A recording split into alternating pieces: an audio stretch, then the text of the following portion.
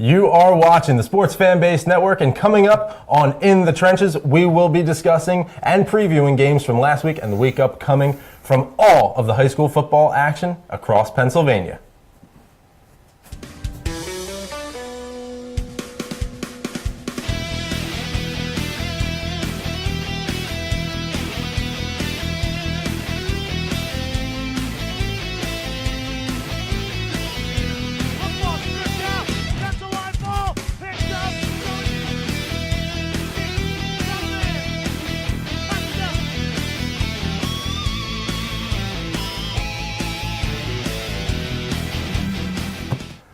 Good evening, SFBN Nation, and welcome to another Monday night, which means another episode of In the Trenches.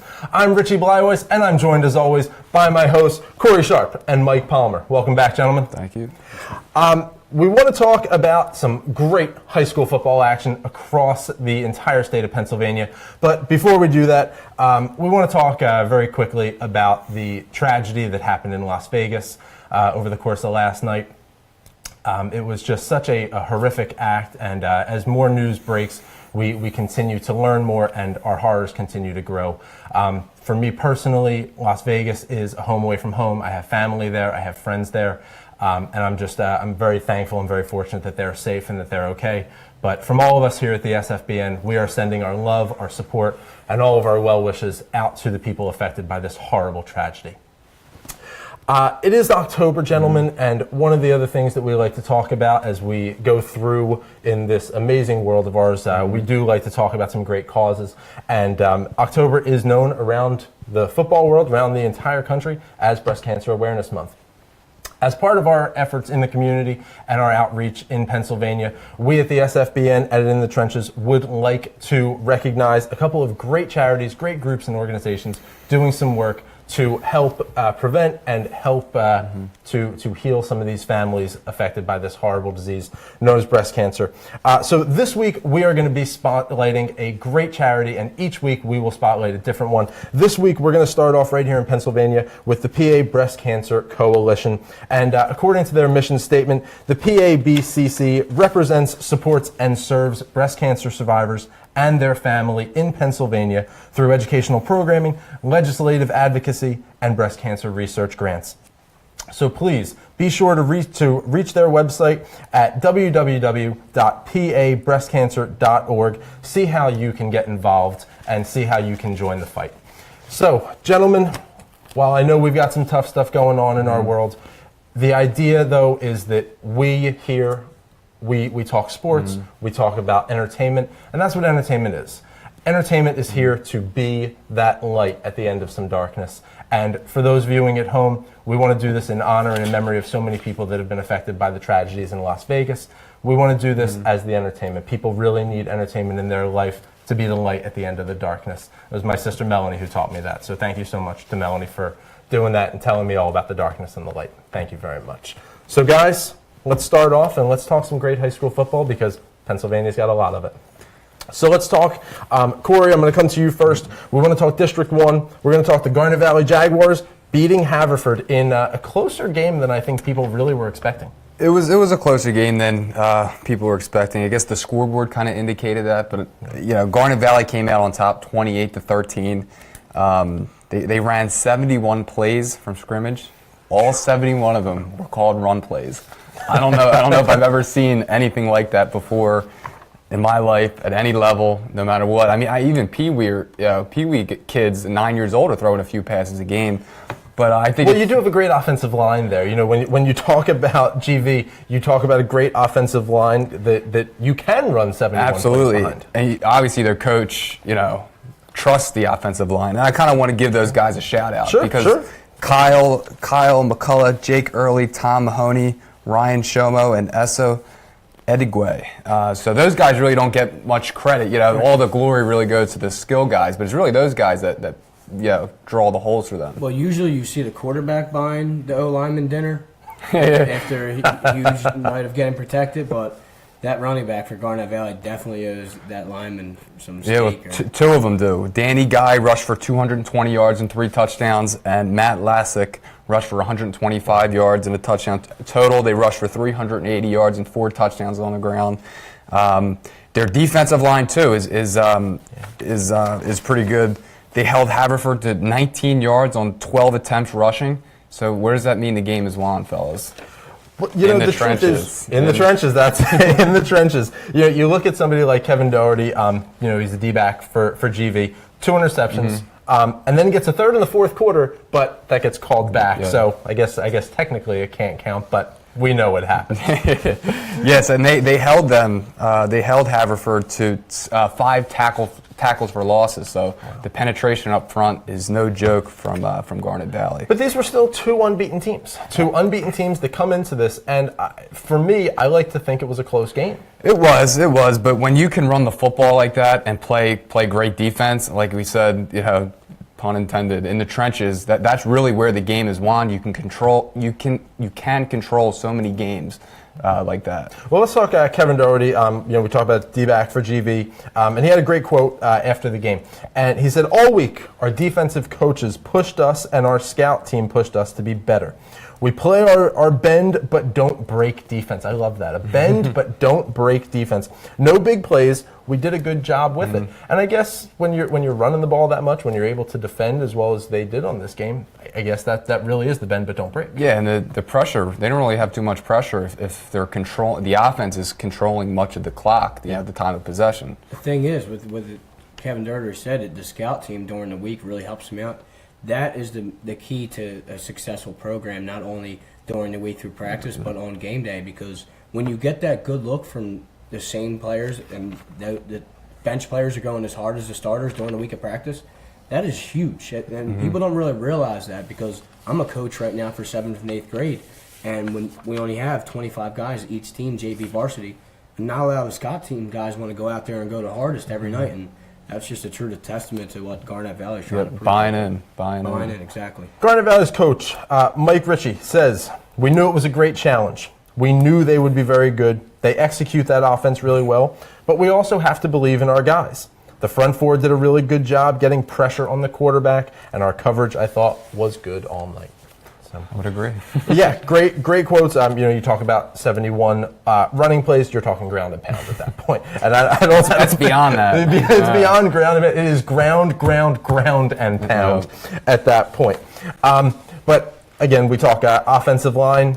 Kyle McCullough, another great one here. "They're playing with us. They were good, but we just stuck to our game plan." These kids in high school football these days, they really are being coached well to realize a game plan going into it, and I think that's beyond what we've seen in past years, the way that they can look at video, the way that their coaches from different positions in particular can build them up. These kids really come in with a sense of preparation, a sense of preparedness to them. Well, imagine how much patience, understanding, and technique-wise and ability you're learning that we could practice. If the game plan is to control the clock and run the ball all day long, because that's what you see in the weakness and that's what you prepare for, then that's what it takes to go out there and really string out a win like that and against a really good team in Haverford. Yeah, that's what football is. It's really a one-game season. That's how kids and as you get older, that's how they treat it. So it's a one-game season.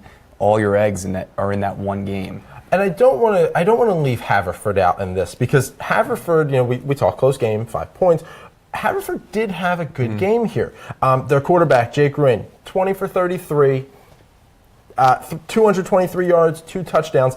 Here's where I see their problem. Here's where I see it, is that Haverford's offense does most of their damage at the end. Garnet Valley had a 28-7 lead, and they really make an effort to come back, but this is one of those games where you just wish there was the 5th quarter. Playing a little vanilla defense probably contributed to that. Yeah, well, let's look upcoming. Garnet Valley, now 6-0 overall, 5-0 in the conference. They have a home conference game versus Marple Newtown Friday, October 6th at 7. Also, same date, same time, October 6th at 7. Haverford, 5-1 overall now, 4-1 in the conference. They'll be at home against Lower Merion Friday at 7 again. District 2. Mike, coming to you, we're going to go to Memorial Stadium. This past Friday night, we look at the 6A level. This might be my favorite team name, the Williamsport Millionaires, beating the Scranton Knights 38-34. Again, another close one, but both teams now move to 5-1. Yeah, I mean, Scranton's really surprised after taking that, not really devastating loss, but definitely a tough loss. I mean, the Williamsport Millionaires can now do the money dance. I guess that's their celebration. But I love that. I mean, they win 38-34. Both teams now are 5-1. District 2 is actually looking pretty good in the 6A. I mean, excellent game. We got a mosquito here. But anyways, Scranton led by 9 with 3 minutes left after a huge 60-yard touchdown to one of their star receivers, Nizaki Terry. And, I mean, when you're up by 9 with 3 minutes left, you figure, all right, we got this. And the coach is, I'm sure, biting his lip thinking, like, oh, my gosh, when's the time going to run out? But next thing you know, Williamsport comes marching back. And the quarterback for Williamsport, the starter, Joe Fagnano, goes 10 for 11 on his final throws. And he ends up with 270 yards and 4 touchdowns. I mean, that's just controlling the game and trying to, a 2-minute drive. We see that like a Tom Brady-esque right there. You just spread it out, throw the ball, give it to the guy you trust the most, and he goes 10 for 11 to make the comeback. And then on the ensuing possession, Scranton turns the ball over, and once again, that devastating type of loss comes into play, and Williamsport manages to get the win after Fagano's excellent 4-minute drive. Well, how often do you see when a team is up, at least 9, 10, or double digits with, 3 or 4 minutes left, they play to lose more than they play to win? They kind of get out of their rhythm. They start doing things that, they're not aggressive. So that's where you see that all the time. Well, and when we talk about the second half, here's Fagnano on the late win. This was something special. The guys really came together in the second half. It was a different atmosphere. I've never been a part of something like this. It's amazing. Really, it's amazing. And you talk about those second half teams. Those are generally the teams that end up winning the games because they are teams that just find a way that when they are troubled, they can band together in that second half. And that's what it sounds like this team really needed. A lot of coaches pride themselves on being second half teams. You see Coach James Franklin for Penn State right now. Every interview he goes after the game, he shouts in excitement, "Don't forget, we're a second half team." So, I mean, that's a huge part of the game when you come out second half firing on all sides of the ball. And Williamsport, we haven't talked about them not much this year, but Scranton, both Scrantons, I'm about to cover Scranton Prep in a little bit. This is the Scranton Knights. Both Scrantons are really good teams. And once again, they're both 5-1 in District 2. 6A is looking really shaken up in the playoff matchup here with a lot of teams trying to get to the playoffs, Well, let's talk about Reese Green. Let's talk about Scranton for a second here. Let's talk about Reese Green, Scranton running back, finishes the night 132 yards, 4 touchdowns. Yeah, I mean, this is what I've said last week with this District 2. You see a lot of the offensive changes. You see the quarterbacks throwing the ball a lot, but then on the other side of the ball, it's Scranton running the ball a lot. I mean, District 2, I've said it last week, half of the teams haven't caught up to the new offenses yet. A lot of teams are still running the wing T or still power I or single back type of formations. And that's what you see. You either see a lot of passing from the other team or the control the clock type of game from Scranton. It seems like a situation where Williamsport just finds a way to click when they need to in this case. Exactly. A huge 2-minute drive. I mean, not missing a throw on the comeback drive, that's a huge part. And then getting a crucial turnover. Williamsport gets a huge win against Scranton. Well, and let's say you mentioned to it before, you alluded to it before, Scranton Prep. Let's stay within District 2. We'll look at the 4A class. Scranton Prep beats Valley View 35-34. Yeah, I mean, these games are just unbelievable. The really great games that we've seen in District 2 right now. And a game-winning touchdown. Seconds left. Yeah, Lee O'Boyle finds Krieg Kako-Drilly for a game-winning touchdown, and I heard it was a great catch. Seconds left, guy scrambling around, finds his target, his tight end, big target in the red zone, and you score on a game-winning touchdown. That is really going to prove to be a huge win when it comes to the playoff times, because when you get wins like that, it not only boosts your momentum, but it boosts confidence for your whole entire team. Well, that's what you need from your tight end. You want to be able to know that your tight end is your guy. When you get within those 5 yards, he's the guy you can look to. I mean, quite honestly, I think a tight end really needs to be a first look. He needs to be somebody that within those last few yards, you need that score, a couple seconds left, he's that guy you can look to first. If you have that option, especially in a high school offense, I mean, that is huge. You see it all over the place in the NFL with Jimmy Graham, Rob Gronkowski. But if you have that option to go for your big set tight end in the red zone, then that's a true testament to what they wanted to do. I'm sure they called a timeout or had to huddle up and wanted to go to the go-to guy, and they found him. Free Kakudruli makes the amazing catch to win the game, and this game wasn't only meaningful for the team, but two players on the Scranton Prep sidelines, Luke and Tucker Johnson, their father had passed away, so I'm sure the feelings and the emotions were in the game, not only to get the win, but imagine that, a huge emotional and proud win for the Scranton Prep team. And they came back from 2 touchdowns twice in the ballgame, and one of them was in the fourth quarter. The beginning of the fourth quarter, they're down by 2 touchdowns. I'm sure that emotional win was just so much for them, and I'm really, that was an awesome win for Scranton. You got to tip your hat off to them. You know, we look at, we've been looking at a few different quotes now. We've talked about some different emotional things and how football really can play a role. Cree says after the game, it was for a greater purpose. And, that's what we're here for. We're here. Football is that entertainment. It's that light. But we really do look for it to be more than that. Like a lot of coaches say, you bring out your blood, sweat, and tears on that football field. And a priest from my school, one of my fathers and priest from King's College, he said, I treat the football field like holy ground because you really do work on everything on that football field. Your blood, sweat, and tears, everything is put out there. And we've seen that there with a game-winning touchdown, seconds left. Not only was it for the team, but a greater cause, and that's just a huge win. I mean, not only do we have that, Scranton setting records as well. They ran 88 plays. Wow. And they threw in some passes there, not just 71 runs straight in a row, 88 plays for 447 yards. Yeah. Let's not forget, this is not just meaningless yards. This is a tremendous amount. And this isn't no Big 12 shootout where the score ended 62-56. This is 35-34, so there was some defense in there, even though there is yardage up there in the high ranks. But Scranton sets a record, and as well as the running back, Matt Gilmartin. He has 46 carries, 228 yards, and 2 touchdowns. And he also caught the huge 4th and 19 catch when they're going in for the game-winning drive, which ensued the game-winning touchdown pass. That's just huge. I mean, you're breaking records, you're doing it for a greater cause, and you're winning a game-winning touchdown. This is the games we love to call as analysts. And, I mean, shout out Valley View, played a great game.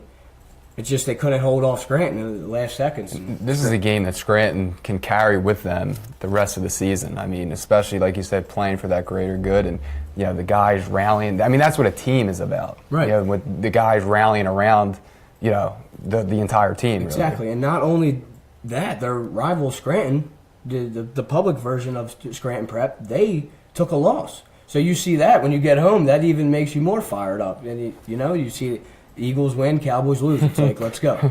Absolutely. Well, let's look upcoming Scranton Prep Cavaliers. They travel to Honesdale, Pennsylvania this Friday, October 6th at 7 o'clock for a conference game there. Valley View Cougars, now 3-3 overall, 0-1 in the conference. They travel to West Scranton for a conference game, also the 6th at 7. District 3, Central Dauphin Rams beat Cumberland Eagles 20-14 at the Speedway. I mean, great name for, it sounds like a NASCAR. It does. You got to love it. Every week we get something new here. But Central Dauphin beats Cumberland Valley. A very surprising loss if you're a fan of both of these teams. A lot of people expect the Cumberland Valley to come out with this one because Central Dauphin has not beat Cumberland Valley in the last 5 years, in the last 5 matchups. And it was a 20-14 matchup. Not a lot of huge stats going around here. Not 400 yards or record-breaking games. However, that's how you beat good teams. You don't see the huge stats. You bear down and you get the win, and that's what Central Dauphin did. And once again, not a lot of stats. Neither quarterback had a completion in the second half. So. Well, it sounds like a knockdown, drag-out type of game, 20-14. That sounds like an NFC East type game. That's a defensive battle, maybe like an AFC North type of game. So. Well, Cumberland Valley, 3 turnovers in the game, all in Central Dauphin territory. Yeah, see, that you can't have that. I mean, when you're, especially in your own territory, when you want to do the field position battle in a tough game, when Central Dauphin has their number on you and has, once again, like we always say, you're playing with house money, nothing to lose. You really want to beat Cumberland Valley. They've been preparing for the last 5 years. Like, we really need to beat these guys. And then, boom, the ball rolls in a certain way, and it right in their territory to score. And That gives them so much confidence, and they're all really lucky that they only lost 20-14. exactly. If you punch them points in every single time after turnover, Central Dauphin might be winning by 2 touchdowns here. But we got to give credit to Cumberland Valley being a very good team. The first loss of the season, and they're still not out of it. That's just a huge win for Central Dauphin. I'm still looking at Cumberland Valley to maybe come out of District 3 as the champion, but great win for Central Dauphin. Not a huge stat piling game, defensive battle, huge, district game, and it. I think Charlie Catcher, Cumberland Valley, Charlie Catcher is really your only player you can look at with tremendous stats. 196 all-purpose yards, 4 grabs for 71. He rushes 12 times for 33 yards, adds 92 yards in the return game. Right. I mean, it. But I don't think these are stats that really are going to, like you said, I don't think these are stats that are really going to carry you. I'm not going to jump off the page at you, Sure. but the thing is, in certain games like this, when you get into the heat of schedule, October, I mean, now it's every game that matters now. We are in the heat of the schedule. Every game, this show is just going to get better and better. So I think what really sets it apart, and you mentioned this earlier, neither quarterback with a completion in the second half. exactly. I think it just doesn't allow for your game to really pick up any momentum. Coming up, though, Cumberland Valley has a home conference game versus State College, PA, on Friday, October 6th at 7. Central Dauphin has an away conference game at Central Dauphin East. We are going to be taking a commercial break. We'll look at District 5 when we come back on In the Trenches. Hi, I'm Tommy Green, former pitcher for the Philadelphia Phillies. When I was in high school, it was very important to me to show scouts what I could do. My friends at Payroll Service Solutions are huge supporters of high school sports and the Sports Fan Base Network. If you're a small to medium-sized business in need of a payroll company, contact Payroll Service Solutions. Not only will they take care of you, they will continue to support the community. For more information, contact Payroll Service Solutions at 215-624-0922 or 866-PAY-EASY.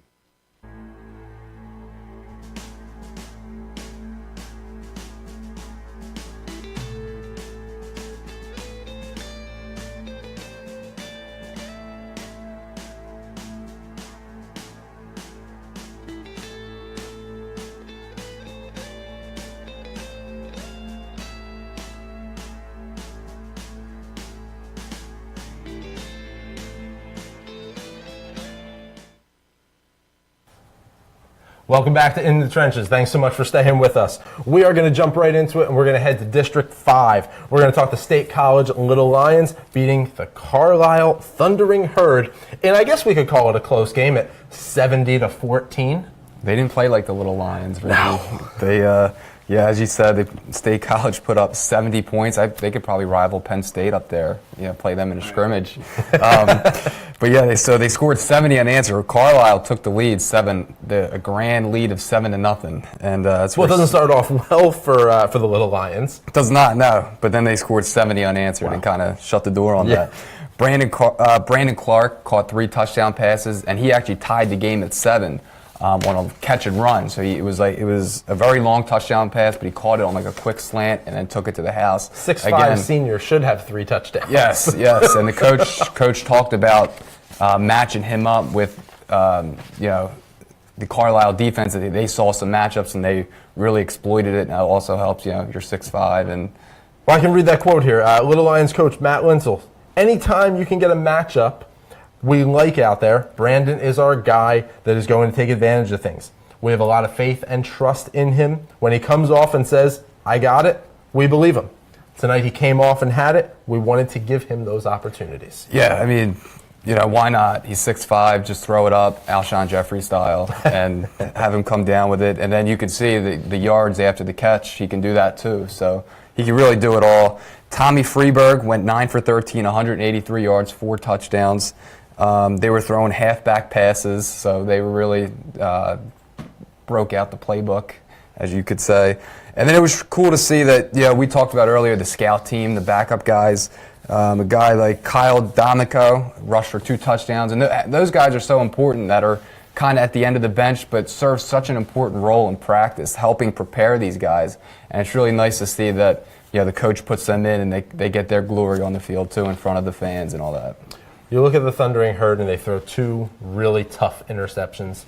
interceptions, we say it all the time. They really just are the game killer, but they really do try, like you said, they bookend the touchdowns to start and end the game. They just can't seem to continue anything as they go through. Well, it's not like the turnover battle is won or lost here. It's just good teams just, if you turn over the ball against a good team, they will score points. And that's what we covered it earlier with Central Dauphin. They got to allow turnovers in their own Territory. possession. Yeah, exactly. And good teams put points, and that's exactly what State College did. And you've seen it. Once they get a turnover, boom, they just keep rolling. Next thing you know, they have 70 unanswered points. I mean, in high school, when you lose momentum, it's a hurt, and it's really tough to come back on. I mean, 70 unanswered. You've seen it. Carlisle was looking good in the beginning. I'm sure the coaches were fired up. Next thing you know, they shoot themselves in the foot. And Right, and like you said, it's a good team like State College. You may be able to get away with some turnovers if you're playing a lesser team, not as much talent, but you have to play a perfect game when you're playing somebody of State College's caliber. And we covered that kid last week, the 6'5" receiver from State College. And once again, he proves to be their favorite target, and he gets 3 touchdown catches, 1 for a long catch. And kids like that, we see every week that they're go-to targets, and that's huge. Once you find your favorite target in the month of October, it could get dangerous. And he wants the ball, too, as you can see his quote. He wanted it, and the coach is going to feed it to him. Right. Well, and Coach Ix for Carlisle said, we had the momentum. It's like you mentioned before. We had the momentum and a quick start to the game, but once they started rolling, we couldn't get the ball stopped. Right. That was it. Upcoming games for State College, who's now 5-0. They have an away conference game at Cumberland Valley, October 6th. It's Friday at 7. Carlisle moves to 3-2, 0-2 in the conference. I don't see much more coming from them as the season moves on. They have a home non-conference game, so a little bit of a break for them versus Susquehanna Township, also at 7. You see a lot of these upcoming games are teams we just covered that look very good and maybe took a tough loss, but a lot of good games coming up. I mean, you just said it, State College versus Cumberland Valley. I would not sleep on that game at all. And another game we had earlier, it's October now, and people should start paying attention to a lot of these teams that are trying to make it to the playoffs. Well, and that's you look at these undefeated teams, and we've already discussed 2 or 3 of them. These undefeated teams that have 1 loss in these districts where they just don't have that kind of competition, really could make a run at it. District 7, Pine Richland Rams beating the Pittsburgh Central Catholic Vikings by 30 points. Well, I don't know if this is the most surprising game or the most disappointing. Not disappointing for the players, because no loss is disappointing no matter what happens, because everybody's out there trying their hardest and trying to get a win. However,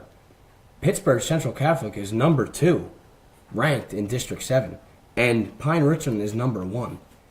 You get a 1-2 matchup and you lose 47-17, that's got to be disappointing for not only the fan base, but just for the coaches. You prepare all week, you think you got the game, and Pine Richland comes out and are dancing to Cotton Eye Joe by the second quarter. They scored 40 unanswered. I saw that, and I thought that was absolutely fantastic for high school football. Yeah, I mean, you seen Marshawn Lynch dancing on the side of everyone losing their heads, but Pine Richland deserved it because their running back, Jordan Crawford, had 7 first-half touchdowns. If they would have kept him in the second half, he might have ended up with 14 total touchdowns. But, yeah, this kid had 7 first-half touchdowns against the number 2 team in their district. And we were looking at Pittsburgh Central Catholic as one of the best teams in the league. But Pine Richland came out and proved that they are not to be messed with. And I would like to see Pine Richland against one of these teams around here, like an Emotep and Archbishop Wood or St. Joe's Prep, because you're playing against this type of competition. Obviously, they're prepared all week. Biggest game of the week for both of these teams. And they come out and score 40 unanswered after the Pittsburgh Central Catholic scores a touchdown. Pine Richland coach Eric Kasperowitz has a great quote after him. I don't know if you guys saw this. He says, "I went up and told Crawford, I've been coaching football for a long time. I've never had anybody score 7 touchdowns." And then he goes on, says it's a credit not just to Jordan, but also to his entire offensive line. And he says, doesn't happen all by yourself. Better take that offensive line out for some wings or something. Yeah. So I hope that actually comes true for that O-line. That sounds like a good dinner. Coach, you need to be more excited than that, because this kid had 7 first-half touchdowns. You leave him into the game that they had running clock in the second half. I'm sure he was rest up, tail, just ready to go home. But that's just amazing. I mean, Pine Richland, huge win. They're looking like the favorite in District 7 now. And I guess I understand that they're the favorite, but this is a 1-2 matchup that you've got here. Is this really what you expected coming from a 1-2 matchup? This could be a fluke game where maybe Pittsburgh Central Catholic came out here and just didn't have it. Yeah, just struggled. Maybe just had a couple mistakes here and there and didn't really prepare that well. But the Vikings are the defending 6A champs. I know. So do you not prepare well? Or are you just mentally not in? Or like you said, do you just have an off night? Maybe it was just a rough week of practice. Coaches weren't feeling it. Kids maybe thought this game was just going to come to them. I mean, you have a 1-2 matchup and you lose by 30 points. I just want to see a bounce back from Pittsburgh Central Catholic because they've been a great team all year, and this one hiccup against one of the best teams we've seen in a while. I'm sure they were battling last year since Central Catholic won the championship last year, and now Pine Richland looks like they're in the driver's seat for District 7. And I mean, it's just a tough loss for Pittsburgh. Yeah, I have a hard time believing that a 1-2 matchup, those guys didn't get up to play. I would this game chalk it up to just they didn't have it. Well, and we look at this game and we realize that they actually, we talk about the score and the incredible deficit in the score here, but with the ruling and the way that these high school rules work, they actually play the second half on a running clock. Right. I mean, Richie, you said it. You said this 1-2 matchup could get a little sketchy because you're thinking that there's not many other teams that can compete with Pine Richland. Because that's the thing. Once you get your team rolling and you're scoring 46 points a game at 5-0, you come into Pittsburgh Central Catholic, the defending champs. I just think Pine Richland wanted it more at this point. Well, and Pine Richland moves to 6-0 on the season, 3-0 in the conference, in Northern 7 Conference, and will play host Friday to Peters Township. Central Catholic goes to 4-2 overall, 3-1 in the conference, and they'll play Butler at Carnegie Mellon. District 9. Belafonte Red Raiders beat Clearfield Bison 55-28. Not exactly close. First win since 07, though, Corey? First win since 07. It's been a decade since Belafonte beat Clearfield. Pretty amazing turn of events that happened in the game. Dylan Dietrich, who's the quarterback, rushed for 203 yards and 6 touchdowns as a quarterback. And he did throw for 1, so he actually did his job kind of on the 1. But his foot went numb during the game, and he missed 1 series, but he played through it the rest of the game. Now, I know you played football at the college level. How much respect one of your guys is going out there playing hurt? I mean, especially the quarterback. I mean, they're taking hits every game. Every play, and he's running the ball.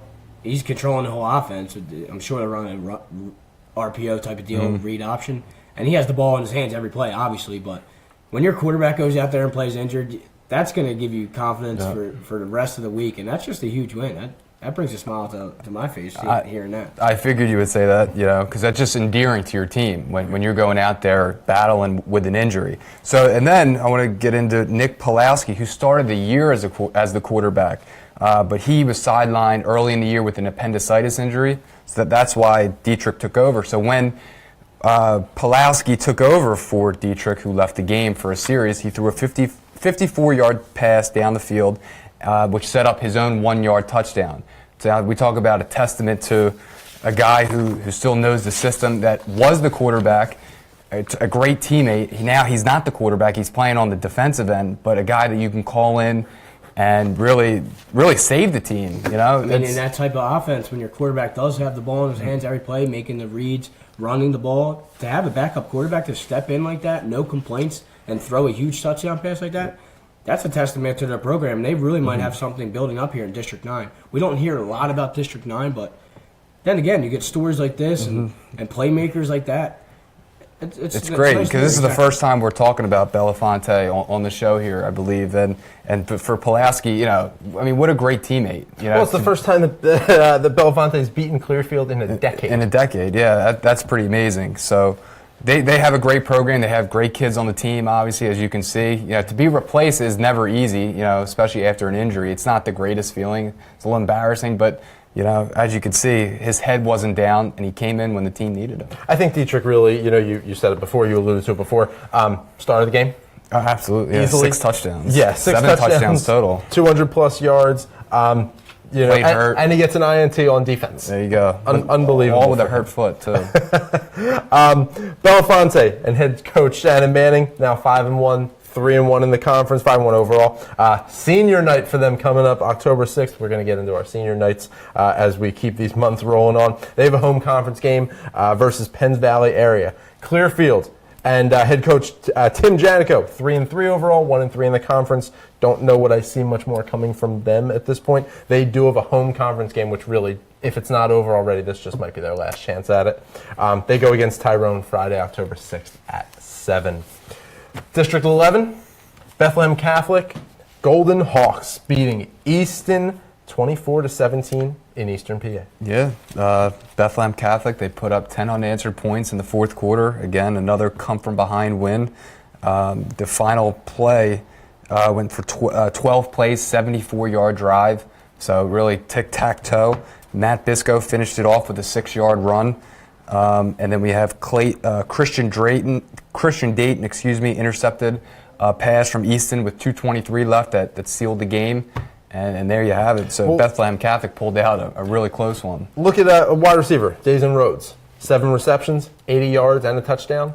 Decent line for a wide receiver at this point. But we really do have some good stats here. Easton doesn't show up badly, though, I don't think, in this game. I don't think that they really take a loss as bad as we said. I mean, you're talking about a 7-point deficit. Yeah. Scott Paulson, 19 for 26, 228 yards, 2 TDs. I don't think that's a bad line for him. This district is really interesting. You have teams that, like Whitehall, and we've been talking about this district a lot lately. We didn't cover them that too in depth, but these teams were looking really good. And Bethlehem Catholic controls a really long, wrenching drive for 12 plays, like you said, for 74 yards. Took 6 minutes off the clock. Exactly, and then your defense is sitting on the bench getting Rest.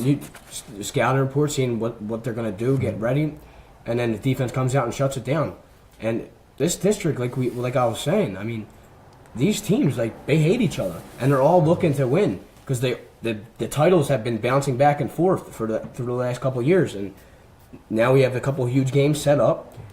And Bethlehem Catholic gets a huge win against Easton, and Easton should not feel bad about this at all because they've been playing really well as well. Well, and that's what we're saying here. You know, I really do think that Easton has some good stats coming from this game. I think they showed up well. I just think that the scoreboard didn't go their way, and that's ultimately what we judge this on. But I don't think it's fair to judge Easton based on what the scoreboard says. No, it's just unfortunate. It's It's not just fair. a little unfortunate, though. They did have a lead in the fourth quarter. That's something that the kids feel and the coaches feel, I think more so, that they lost the game. Well, like we talk about, we all want teams to make the playoffs and go far in the states, but if Easton don't wind up making it, their job is to ruin other people's parade and try to eliminate the other rival teams within the District 11 to get them out. Because Easton's a great team, and that's what they can do at this point, because Bethlehem Catholic just got a huge win. They knew they had to come back and beat Easton, because if you take that loss, next thing you know, you're climbing back up trying to catch up. And I mean, you know what I'm saying? So I absolutely will. And you talk about big games. We've got a really big game coming up. We have a major battle here brewing. Bethlehem Catholic, 6-0 overall, 5-0 in the division. Major battle coming up. They visit undefeated Parkland. You talk about these big games that are coming up and these undefeated teams. Well, here we go. When they face undefeated Parkland, that's this Friday, October 6th, 7 o'clock. I'm going to take a slight little bet that says we're probably going to be talking about that next week on In the Trenches. Yeah, 100%. I think that'll be a game we cover. Also, October 6th, 7 o'clock, Easton has a home non-conference game versus East Stroudsburg North up in the Dingman's Ferry area. I'll actually be there this week coming up in Dingman's Ferry. I'm hoping I can make it to the game, but I will be up around that way this week. So I'm looking forward to it. No, I got some stuff I got to do up in the mountains. I'm going to do a little bit of hiking, a little bit of some adventure up in the mountains. I'm looking forward to it. Got a nice little vacation plan. Don't make a wrong turn. That's right. Well, there's probably only 2 turns, I think, in all of Dingman's Ferry. I think there's only 2 turns to make. 50% chance. That's absolutely right. I'll take those odds any day. We're going to talk District 12 when we come back after this word from our sponsors. Hi, I'm Marty Bystrom, former pitcher for the Philadelphia Phillies. In my experience in Major League Baseball, I know how important it is for high school athletes to gain exposure. My friends at Payroll Service Solutions are huge supporters of high school sports and the Sports Fan Base Network.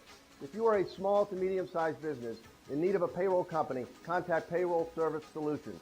Not only will they take care of you, they will continue to support the community. For more information, contact Payroll Service Solutions at 215-624-0922 or 866-PAY-EASY. Hey, you. Who, me? Yes, you. You like pro sports? Yeah, You like college sports? of course. You like high school sports? I guess. Maybe you just don't know much about them. Hey, voice in the sky. Huh? Where can I go to learn more about Philadelphia area high school athletics? Just watch Varsity Voice every Wednesday on Facebook Live at 7 p.m.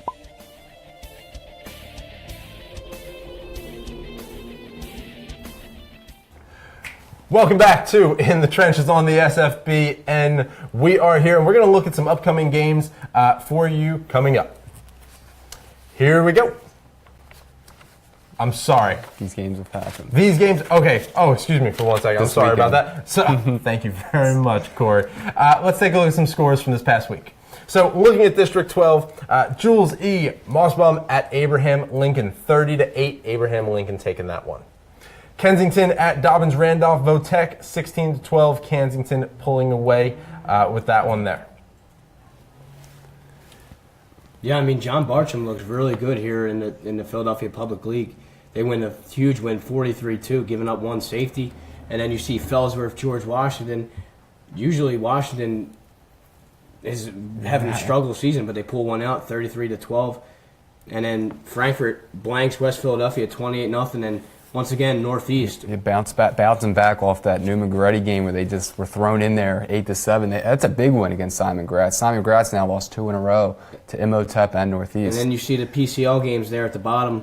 Archbishop Ryan, I mean, once again, Archbishop Wood, one of the best teams in the state of PA, controls that game for the very start. LaSalle is looking very good. Dominant. Yep, 34-0 for them. And then Lansdale versus Egan. Lansdale gets a huge win. And then the game I covered and wrote an article for, Strawberry Mansion, their program just got it reestablished in 2015. Get a conference win against Academy at Palumbo. Well, let's talk about that game. Let's talk about Strawberry Mansion. You did write a beautiful article for that game. The SFBN Network. Strawberry Mansion, victory over Academy at Palumbo, 26-6. Talk to me about your experience. Well, the most experience I've had was the program being reestablished only a few short years ago. And they come out, and they're having one of the best seasons they've had ever. And they're 4-2 now after beating Palumbo, sorry. And Strawberry Mansion, once again, they have a dual threat quarterback in number 2, who I don't know his name yet, but we're going to figure that out eventually. But he goes out there and controls the game. If you have a quarterback that can run and pass, it's what we see nowadays. You see it in Lamar Jackson, Archbishop Ryan quarterback when I wrote the article for them. It's just phenomenal to see guys like that can really control the game on both ways, either throwing or running. And once again, the game's close in the first half, but the better teams come out and destroy the second half, which Strawberry Mansion did this. We see that dual quarterback last night. Russell Wilson, if guys stayed up last night for the Sunday night game, he runs in a 20-yard touchdown. Cam Newton had a rushing touchdown. Just keeps the defense honest. It's not only that. It's just when you see your quarterback score and how excited it gets, you like to say it all the time. You go as the quarterback goes, and you see your quarterback getting excited and fired up. It's such a momentum and huge morale booster for the team. And Strawberry Mansion, I'm sure, just had that confidence and trust in their quarterback, and then they just knew they were going to win the game from the jump because they have a guy that they trust and believe in to run these type of plays and withstand the hits. So. Well, and I think Palumbo's defense really is part of their downfall here. You talk about giving up 20 points in the first half. I really just don't see you being able to make that comeback if your offense isn't going to be able to balance that out with some points on the board. Both teams have really crucial conference games coming up, and I mean Strawberry Mansion looks like they could win their first championship in maybe school history. I mean they haven't had a program in almost 50 years. They established it in 2015, and look at them now getting huge wins, and that's just a true testament to what they want to prove because kids are coming in off a message, off the coaches, off the recruiting plies and stuff like that. You got to believe in the system and trust in it, and that's what we see for Strawberry Mansion. That's pretty cool to see. Strawberry Mansion does move to 4-2 on the season. You mentioned the big game coming up, Roxborough Friday at 3. Palumbo, Academy of Palumbo, I 1-4.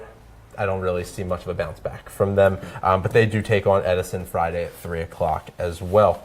Gotta love the pub. Gotta love the pub, absolutely. Well, let's go. Let's stay District 12 here. Let's talk. Newman-Goretti beats West Catholic 20-6. Well, once again, I've heard it in the beginning of the year. I'm going to say it again. That the team to watch is the Newman-Goretti Saints. I thought they were a basketball team. Exactly, they are. Basketball school. They are, and I think the football program is trying to catch up to the basketball team and what level of prestigious ability they've been proven.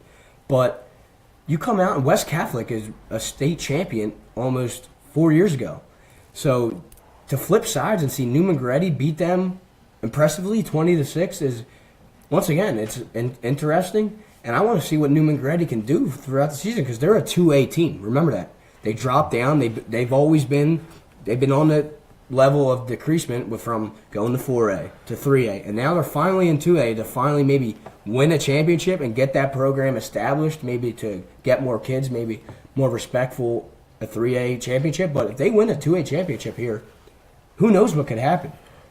More kids will come in, believe in the Newman-Goretti football program because 4, 5, 6 years ago, West Catholic was beating Newman-Goretti heavily and by a lot. And you see the game covered, oh, West Catholic's got that. But nowadays, Newman-Goretti looks very impressive, and once again, they have a Division I recruit who's going to West Virginia, and Letty Brown. He does everything for them. He's their starting running back. He also returns kickoffs. And he winds up with 2 rushing touchdowns and a 70-yard kickoff return to set him up in West Catholic's territory. I mean... Well, and Newman-Goretti does have a new coach. Albie Crosby, he has a new coach coming in, and I think that when you have a new coach, suddenly your philosophy changes and the mindset changes for your kids on that team. Sometimes it's just a coach, not only if it's a player's coach or a systematic coach that can really establish your program, but you've seen it at Temple with Matt Rule. Next thing you know, Temple's a really respected program. I mean, Matt Rule leaves, and what's Temple now? Nothing. I mean, What's Matt Rule now? Baylor, nothing. Nothing. Yeah, it's tough. Yeah, it's as an owl, I have to throw that out. Right. Sorry, coach, but you left us. Exactly. Sorry, buddy. So you see a coach come in and really try to reestablish the program, and that's what he's done here for Newman-Goretti because they're still undefeated right now, and they took a game against Northeast when they didn't have to. Just a really respected program right now, and they're earning respect week by week. If they wind up getting this 2A championship, I mean, watch out for Newman-Goretti being a respected team now in the PCL. Well, let's talk about, we talk about the importance of coaches and college coaches. At that game in attendance, West Virginia assistant Tony Dews, he's in attendance checking out his future running back, Letty Brown. Letty Brown, unbelievable, opportunity for him coming up. 48-yard touchdown, 2-point conversion to start the game off. Right. Great way It's for a him to pep start. in your step when you see your future coach in college at the game. Right, he might get better looks from other teams if he keeps getting Yeah, wins right. like this. I mean, He may get Texas coming in. Yeah, that's what I'm saying. Or Penn State. you don't have to settle for West Virginia, Letty. Yeah. Well, let's talk about a couple of games to watch here. Bethlehem Catholic at Parkland, October 6th. We touched on that already. Yeah. I think that's going to be a tremendous matchup. I mean, we have some pretty good defensive battles going on here. Parkland we've covered multiple times on the show, and that's going to be great. Then we have in District 1, we have Downingtown West against Downingtown East, a rivalry game, 2 schools, Downingtown. Now we have East, who's undefeated. Downingtown West is 3-3. That doesn't matter when it's a rivalry game. Yeah, it doesn't matter because this game could really shake up that division because you still have Bishop Shanahan really sneaking up with there too because they lost to Downingtown East not too long ago. But if West can manage a win against their rival, You never watch out know. for Bishop Shanahan sneaking up to catch up to Downingtown East. And Next thing you know, we have How much would Downingtown West love to spoil East season? right. Absolutely. One more game to mention, Valley Forge Military Academy at Bristol, Friday at 7. Game of the week, right? Game of the week. Lots of great stuff coming up for us here. Gentlemen, I want to thank you both so much once again. It's unbelievable. Our time here just flies. It feels like we sit here and 2 minutes, we're just done. Time flies when you're having fun. It always does. It always does. That wraps up another edition of In the Trenches for us. As we discussed at the start of the show, please show your support for Breast Cancer Awareness Month. And throughout the entire month of October, we're going to be highlighting some very wonderful charities, some wonderful organizations that could really use your help. So this week, Pennsylvania Breast Cancer Coalition. Visit them, make a donation, see how you can help. There are so many ways that you can help and be of assistance other than financial ways. But you can visit them, www.pabreastcancer.org. One more note to those affected by the terrible tragedy in Las Vegas. We stand with you, we are with you, and our thoughts and prayers are so with you. We love all of you, and we just hope for good things to come.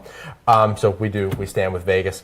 Again, be sure to like, share, post about this episode of In the Trenches through Facebook, through YouTube. We will be back here every Monday, throughout the entire high school football season for recaps, analysis, predictions. In the meantime, make sure to go to www.thesfbn, the Sports Fanbase Network.com. Check out more high school sports information, all the great interviews and articles on there. And also, now, please subscribe to the Sports Fanbase Network on YouTube.